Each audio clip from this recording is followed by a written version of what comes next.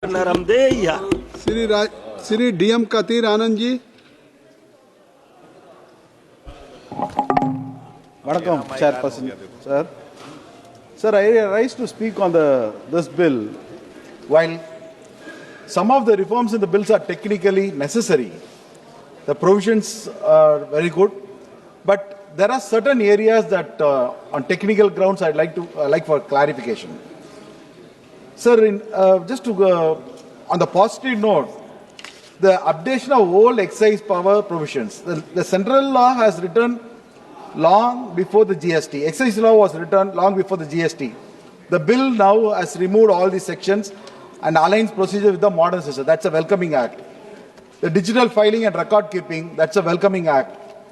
Introducing timelines, that is also a welcoming act in this bill. But sir, there are certain grey areas that I would like to seek clarifications. Sir, there are vague and open-ended wordings in this bill. For example, the bill uses phrases like any other goods and may be notified, and any process and may be prescribed without defining the limits. I'll give you an example, sir. Sir, imagine a small BD unit in Ambur or Vanimbadi in my hamlet village. They know exactly what process attracts excise. But if tomorrow the government issues a notification saying even cutting leaves, warming tobacco is a new process that will attract excise, they will have no protection because the law itself is open-ended. This is an uncertainty, it's a technically dangerous. This is one of the flaws that I need clarification from the finance minister. There's excessive powers being delegated to the executives. Many core tax conditions are moved out of the Act into the rules and notifications. This weakens the Parliament control. If the rate of the duty of the conditions of exemption to, for example, BD units, are left to notification, a sudden midnight change can raise the duty, cancel an exemption, impose new compliance, even without Parliament even discussing it. For an industry run by lakhs and poor women, this is an unpredictable, fatal move, madam. Madam, there are other areas like you are giving a retrospective effect. Suppose a BD manufacturer told that their valuation method was right as of now.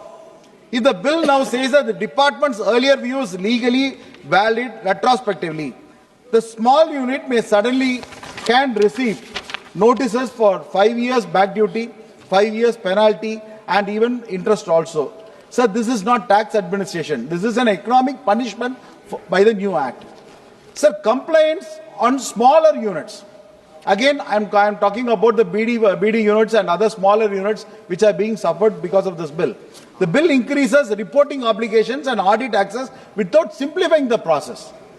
Sir, again, I'm talking only about the BD unit, sir. Sir, a BD rolling unit run from a small godown, they don't have accountants, no computers, no GST consultants. If the bill requires digital registers, monthly statements and detailed stock reconciliation, these small units have only two choices: close down or break the law unknowingly. Sir, lakhs and lakhs of industry, women and labor will be affected by this bill. Sir, again, and I missed GST misterminology. Sir, definitions of manufacture, valuation, and removal must match GST rules. But this bill uses different languages, creating conflict. Under GST, rolling BDs is one of supply of goods. Under excise, it may be classified differently. This mismatch will force every small BD units to fight classification disputes in courts, a burden that they simply cannot bear. And again, you are strengthening the powers and inspection. You are strengthening the powers of inspection of authorities. The bill increases the powers for search and seizure, but does not improve dispute resolution. If an officer believes a BD unit has undervalued stock, he may seize the goods immediately. But the appeal process still takes years and years. Yes, smaller units cannot survive long legal battles, sir. Sir, in Tamil Nadu, major women community are dependent on this BD manufacturing. More than 6 lakhs women in Tamil Nadu roll BDs to support their families. They are widows, they are single mothers, elderly women, and even house-based workers. Sir. A sudden increase in this compliance, valuation disputes, seizures, or retrospective demands will wipe out the entire traditional industry, sir. Sir, this is not a tax issue. This is a women's livelihood and a rural economy issue in Tamil Nadu, sir. Sir, I am concluding, sir.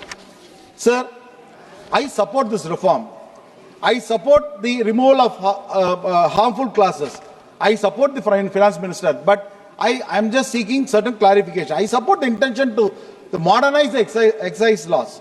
I strongly oppose the provisions creating those confusions, burdening the small industry and threatening the BD workers in particular. Sir, clearly protect the BD industry from the new compliance burdens. Remove vague and unlimited delegated powers on the BD industry. Ensure no retrospective effort so that BD industries get penalized. Align the excessive excise definitions with the GST to avoid disputes.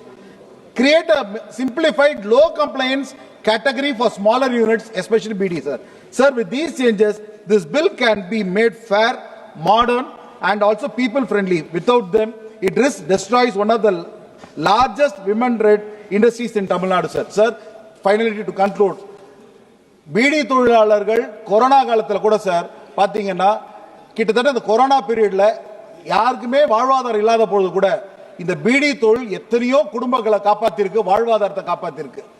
ஏழை எளிய மக்கள் இந்த PT தொழிலை நம்பி இருக்காங்க. அந்த பீடினால என்ன harmful disease வருதுன்றத ஒரு பக்கம் பார்க்கும் பொழுது, ஆனா அதனால எத்தனை குடும்பங்கள் வாழ்ந்துட்டு இருக்குன்றது தயவு செய்து சிந்தித்து பார்க்கணும். ஒரு உதாரணத்துக்கு சொல்லணும்னா, ஆபரேஷன் பண்ணும் பொழுது அந்த கத்தி எவ்வளவு கூறுன்றதை நிறைய பேர் யோசிக்கிறோம். ஆனா அந்த கத்தியை கூறுனால எவ்வளவு பேருக்கு நம்ம ஆபரேஷன் பண்றதை இன்னொரு பக்கமும் யோசிக்கிறோம். ஆகையால தயவு செய்து தாயுள்ளத்தோடு கேட்கிறேன், தயவு செய்து எங்க ஊர்ல இருக்கக்கூடிய பீடி தொழிலாளர்கள் குடும்பங்களை காப்பாற்றும்படி கேட்டு அமர்கிறேன். நன்றி, வணக்கம். Thank you Anand ji. Shri Raja Ram Singh ji. Shri Raja Ram Singh ji.